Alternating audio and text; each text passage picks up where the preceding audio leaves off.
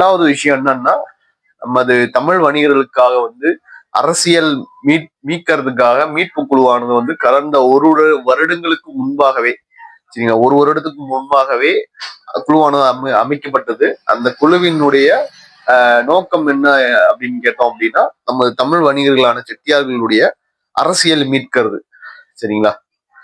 இப்போ நாங்க என்ன பண்ணலாம் அப்படின்னு சொல்லி இருக்கோம் அப்படின்னா, புதிய ஒரு கட்சியை துவங்குறதுக்கான வேலைகளை பார்த்துட்டு இருக்கிறேன்.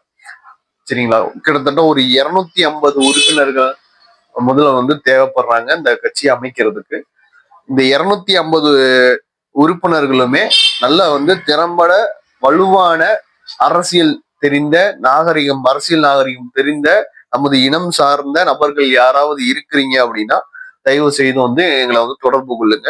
நமது இனம் சார்ந்த அரசியல் அங்கீகாரம் என்பது இன்றைய காலத்திற்கு கட்டாயமா தேவை அப்படின்றத நான் 7 வருட ஒரு பேக்ரவுண்ட நான் வெரிஃபிகேஷன் பண்ணி 7 வருடமா என்னுடைய வேலைகளையும் பார்த்துக்கிட்டு சமுதாய வேலைகளையும் பார்த்துக்கிட்டு எல்லாத்தையும் நான் அனலைஸ் பண்ணி டேட்டா கலெக்ட் பண்ணி வச்சிருக்கேன் அப்படின்றதுனால சொல்றேன்.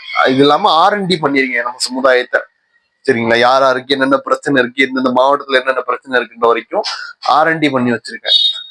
அதனால சொல்றேன், நம்ம இனத்துக்கு அரசியல் ஆனது மிக மிக கட்டாயமாக தேவைப்படும் ஒரு விஷயமா மாறிடுச்சு.